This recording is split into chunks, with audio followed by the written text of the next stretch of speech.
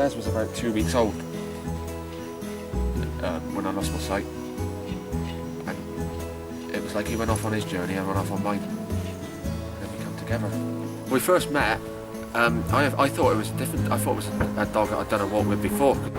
I arranged to meet Emma in Thornbury to do another practice walk with a dog, and I assumed it was Volley, the dog I'd walked with previous, and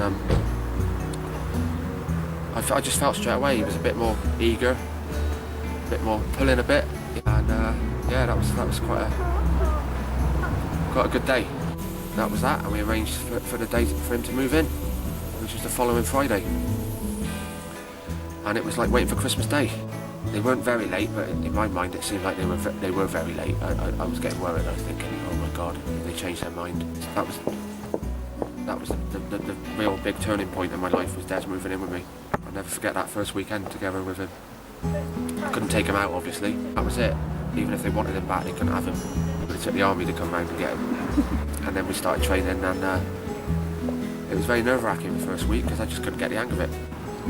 You know, I don't know what the word is, but we just started getting it. I said it in all seriousness, you know, when I did decide then, yeah, maybe I could have a dog, I thought they were going to drop off the next one round at me flat. Coming off the production line, you know, I didn't know what guide dogs were about. I thought they were all robots. So I was quite surprised and a bit annoyed that I had to go on a waiting list. But I totally understand that now, because you've got to get the right dog. Yeah, he's about as subtle as an air raid, as they say. He's bounding in.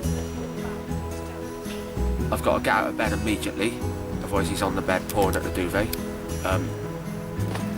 So yeah, it was a bit of a shock to the system at the beginning, but we're used to it now, and yeah, I get up and feed him, and there's no going back to bed with him, unfortunately. I would stay in bed for days on end, and they obviously took that into account when they handed Dez to me, because I know that there's dogs that are quite happy they could be fed and go back to bed again, but that would have been no good to me. So I think they took that into account as well. It may sound a bit far-fetched, but honestly, I think he knew, come on, we got to get you out of there. Well, without exaggerating it, I don't think I'd be here. Honestly, I was on total self-destruct. Everybody feels the way I do, and these dogs do change lives. So I didn't think my case was anything special. But in hindsight, looking back, I was in a very, very bad way, in a very, very dark hole. And he got me out of it. So the definition of life changing, I mean, it's Dez. You know, they were just incredible stories. And all Dez did really was what it says on the tin with guide dogs, changing lives.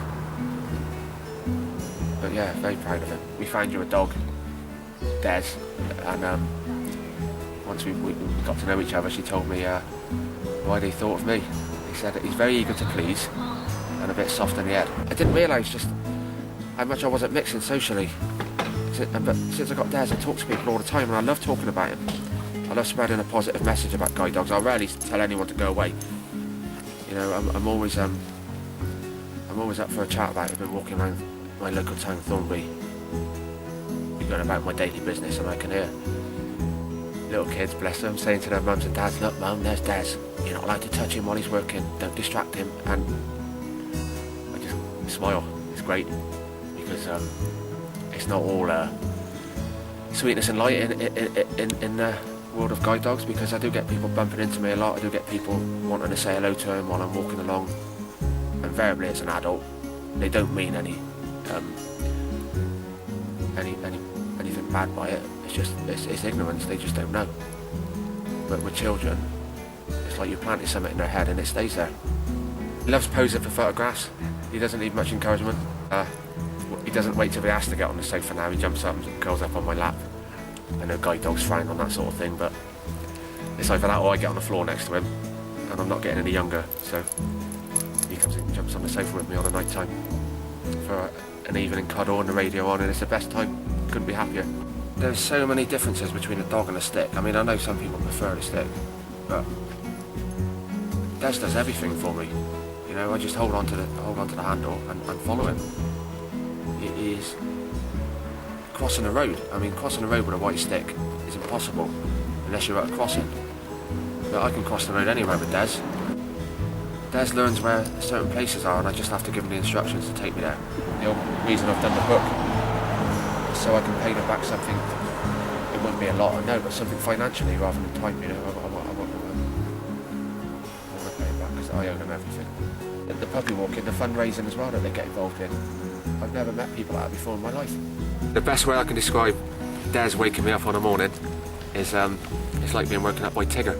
He comes bouncing into the room like he's got springs on his feet, and yeah, it's incredible. Just a big ball of energy bouncing around, and he is the onlyest one.